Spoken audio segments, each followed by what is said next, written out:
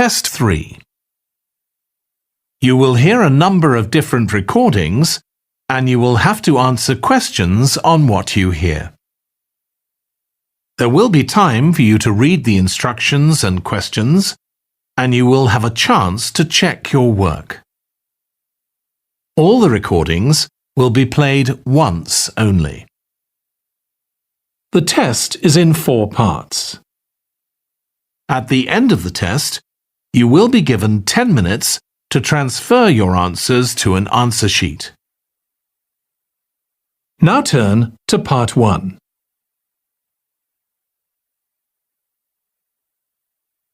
Part 1. You will hear a man phoning the customer services manager of a hotel to get information about holding a conference there. First, you have some time to look at questions 1 to 5.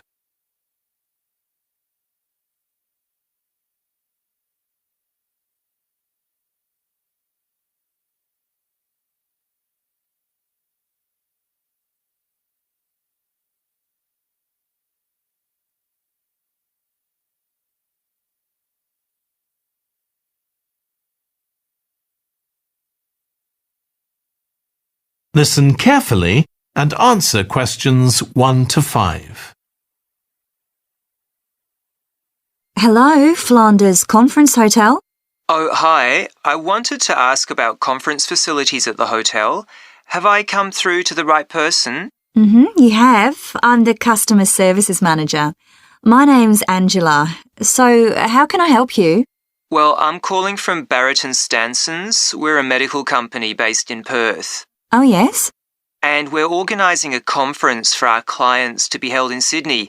It'll be held over 2 days and we're expecting about 50 or 60 people. When were you thinking of having it? Sometime early next year, like the end of January. It'd have to be a weekend. Let me see. Our conference facilities are already booked for the weekend beginning January the 28th. We could do the first weekend in February. How about January the 21st? I'm afraid that's booked too. Well, let's go for the February date then. So, that's the weekend beginning the 4th. Okay. Now, can you tell me a bit about what conference facilities you have? Sure. So, for talks and presentations, we have the Tesla room. Sorry? Tesla, that's spelled T-E-S-L-A. It holds up to 100 people and it's fully equipped with a projector and so on. How about a microphone? Yes, that'll be all set up ready for you. And there'll be one that members of the audience can use too, for questions if necessary. Fine. And we'll also need some sort of open area where people can sit and have a cup of coffee. And we'd like to have an exhibition of our products and services there as well, so that'll need to be quite a big space. That's fine. There's a central atrium with all those facilities, and you can come before the conference starts if you want to set everything up. Great.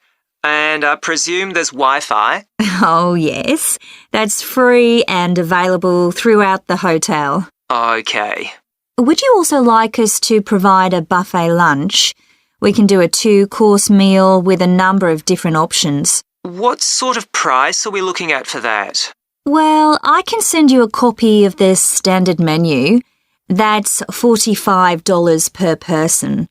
Or you can have the special for $25 more. I think the standard should be okay, but yes, send me the menu. Before you hear the rest of the conversation, you have some time to look at questions 6 to 10.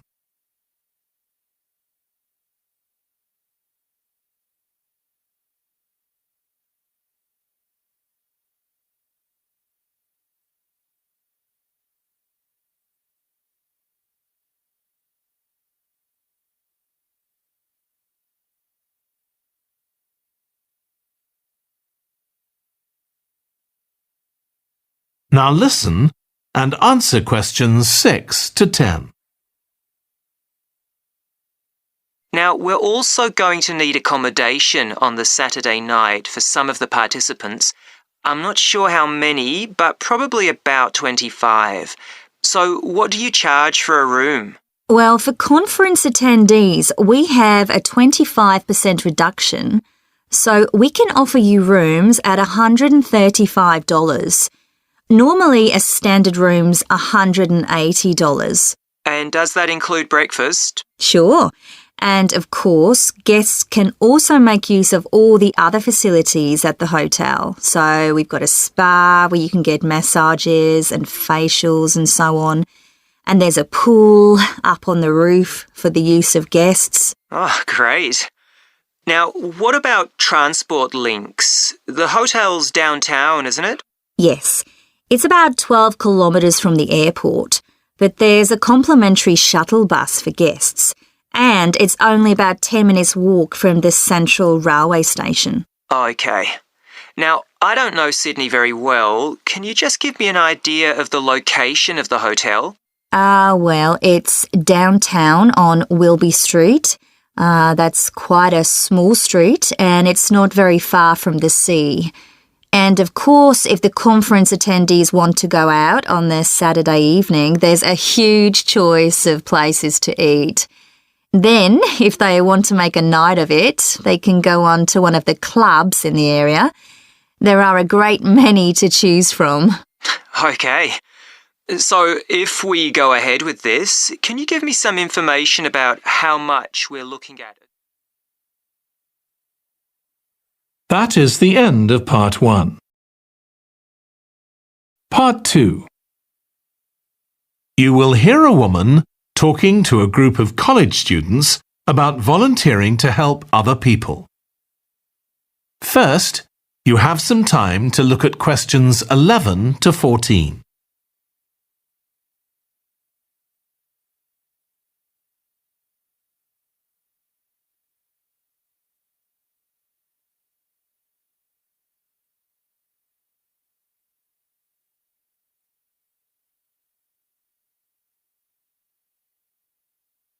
Now listen carefully and answer questions 11 to 14. Good morning. My name's Lucy Crittenden, and I'm the Director of Operations for an organisation that arranges volunteering in this part of the country. I'm hoping I can persuade one or two of you to become volunteers yourselves. Let me start by briefly explaining what we mean by volunteering.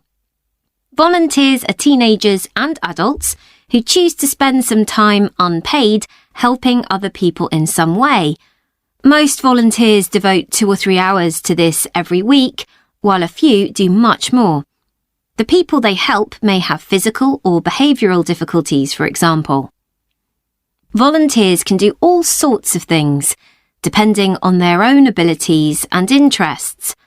If they're supporting a family that's struggling, for example, they may be able to give them tips on cooking, or recommend how to plan their budget, or how to shop sensibly on their income. They might even do some painting or wallpapering, perhaps alongside any members of the family who are able to do it. Or even do some babysitting, so that parents can go out for a while. The benefit from volunteering isn't only for the people being helped. Volunteers also gain from it. They're using their skills to cope with somebody's mental or physical ill health, and volunteering may be a valuable element of their CV when they're applying for jobs. Employers usually look favourably on someone who's given up time to help others. Significantly, most volunteers feel that what they're doing gives them a purpose in their lives. And in my opinion, they're lucky in that respect, as many people don't have that feeling. Before you hear the rest of the talk, you have some time to look at questions 15 to 20.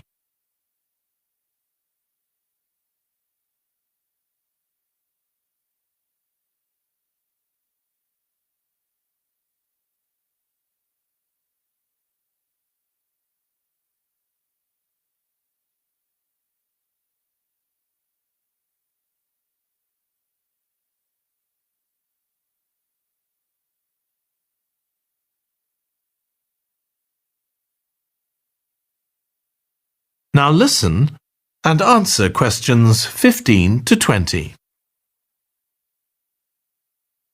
Now I'd like to tell you what some of our volunteers have said about what they do, to give you an idea of the range of ways in which they can help people.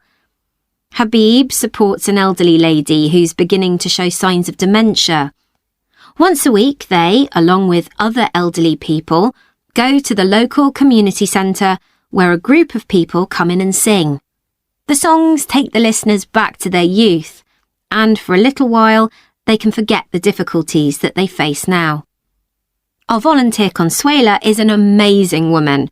She has difficulty walking herself, but she doesn't let that stop her. She helps a couple of people with similar difficulties who had almost stopped walking altogether. By using herself as an example, Consuela encourages them to walk more and more.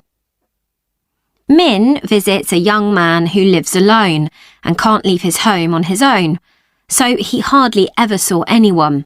But together they go out to the cinema or to see friends the young man hadn't been able to visit for a long time. Tanya visits an elderly woman once a week. When the woman found out that Tanya is a professional dressmaker, she got interested. Tanya showed her some soft toys she'd made, and the woman decided to try it herself. And now she really enjoys it and spends hours making toys. They're not perhaps up to Tanya's standard yet, but she gains a lot of pleasure from doing it. Alexi is a volunteer with a family that faces a number of difficulties. By calmly talking over possible solutions with family members, he's helping them to realise that they aren't helpless and that they can do something themselves to improve their situation. This has been great for their self-esteem. And the last volunteer I'll mention, though there are plenty more, is Juba. She volunteers with a teenage girl with learning difficulties who wasn't very good at talking to other people. Juba's worked very patiently with her, and now the girl is far better at expressing herself and at understanding other people. OK, I hope that's given you an idea of what volunteering is all about. Now I'd like to talk to you about... That is the end of Part 3. You will hear a trainee music teacher called Joe talking to his supervisor about the school marching band that he has been given responsibility for. First, you have some time to look at questions 21 to 26.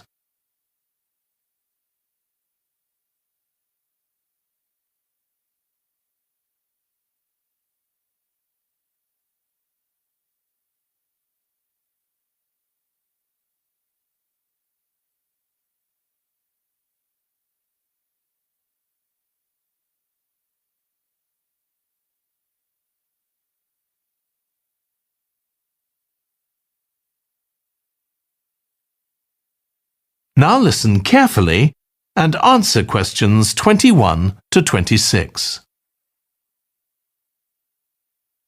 So, how are you getting on with your teaching practice at the high school, Joe? Well, I've been put in charge of the school marching band, and it's quite a responsibility.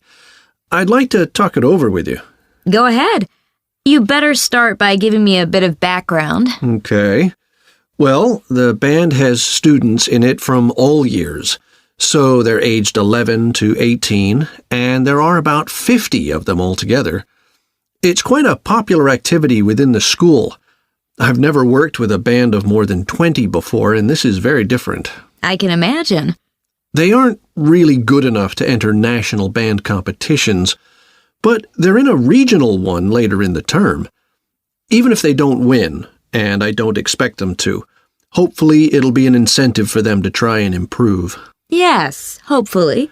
Well, now the town council's organizing a carnival in the summer, and the band has been asked to perform. If you ask me, they aren't really up to it yet, and I need to get them functioning better as a band, and in a very short time. Have you been doing anything with them? Apart from practicing the music, I mean. I played a recording I came across of a drummer talking about how playing in a band had changed his life. I think it was an after-dinner speech. I thought it was pretty inspiring because being in the band had stopped him from getting involved in crime. The students seemed to find it interesting, too. That's good. I'm planning to show them that old film from the 1940s, Strike Up the Band, and talk about it with the students. What do you think? Good idea. As it's about a school band, it might make the students realize how much they can achieve if they work together. That's what I've got in mind. I'm hoping I can take some of the band to a parade that's going to take place next month. A couple of marching bands will be performing, and the atmosphere should be quite exciting. It depends on whether I can persuade the school to hire a coach or two to take us there. They sound like good ideas to me. Thanks. Before you hear the rest of the discussion, you have some time to look at questions 27 to 30.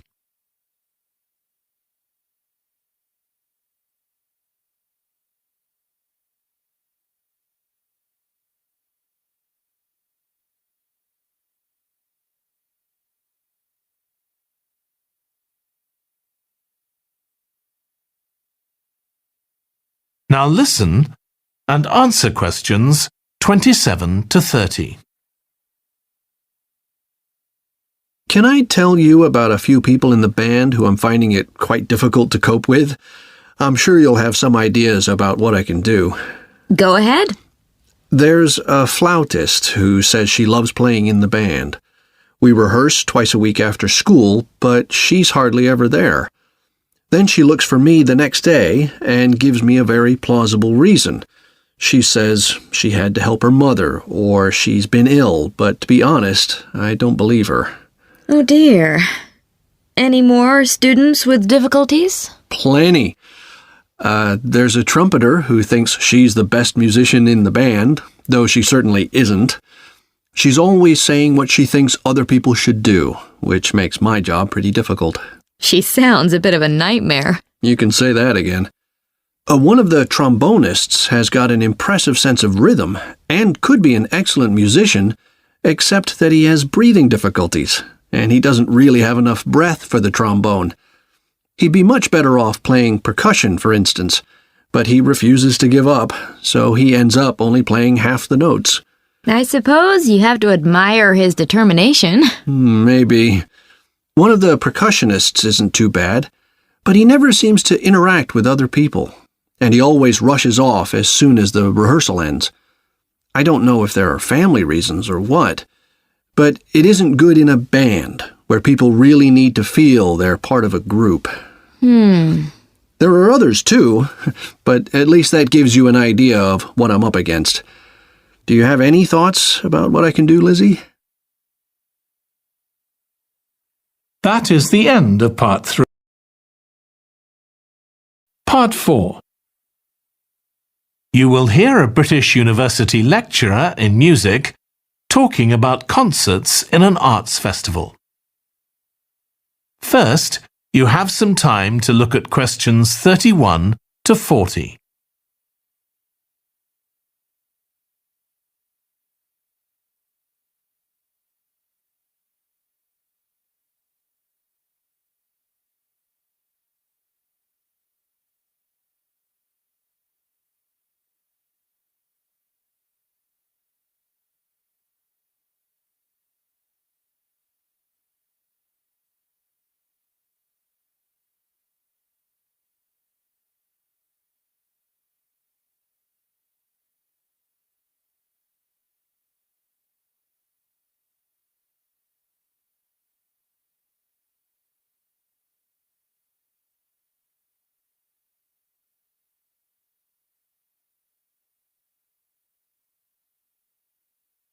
Now listen carefully and answer questions 31 to 40.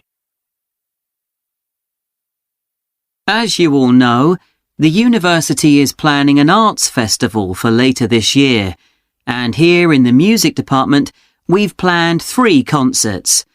These will be public performances, and the programme has just been finalised. The theme of the festival is links between the UK and Australia. and this is reflected in the music. Each concert will feature both British and Australian composers. I'll tell you briefly about the Australian music, as you probably won't be familiar with that.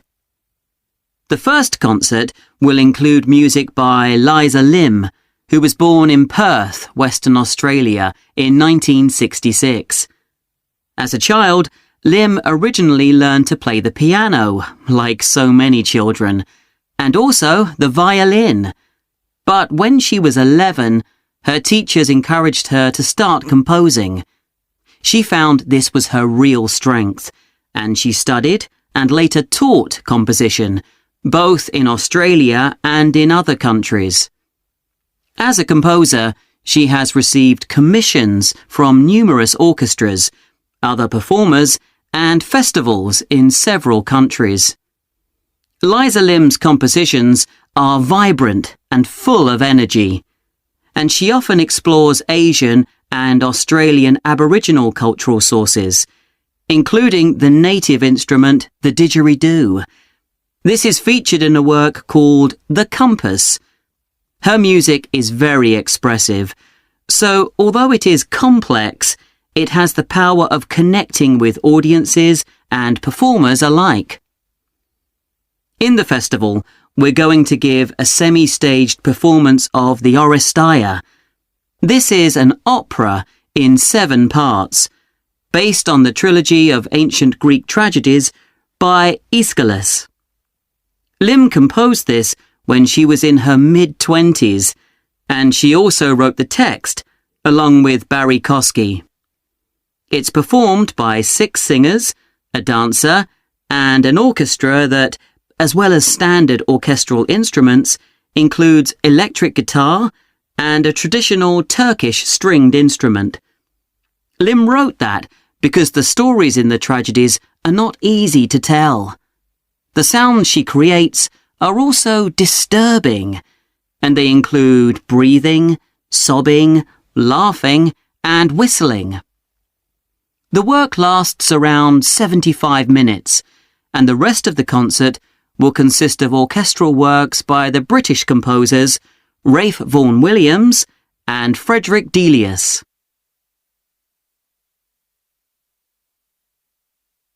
Moving on now to our second concert. This will begin with instrumental music by British composers Benjamin Britten and Judith Weir. After the interval, we'll go to Australia for a piece by Ross Edwards, The Tower of Remoteness.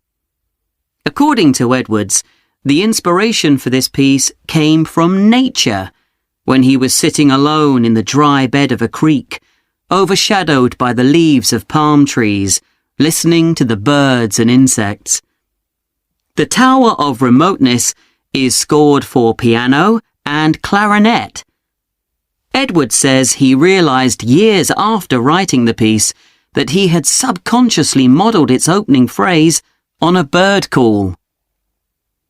Ross Edwards was born in 1943 in Sydney, Australia, and studied at the Sydney Conservatorium of Music and the Universities of Adelaide and Sydney.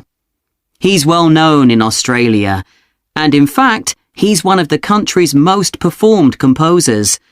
He's written a wide range of music, from symphonies and concertos to some composed specifically for children. Edwards's music has been described as being deeply connected to Australia, and it can be regarded as a celebration of the diversity of cultures that Australia can be proud of. The last of the 3 Australian composers to be represented in our festival is Carl Vine. Born in 1954, Vine, like Liza Lim, comes from Perth, Western Australia.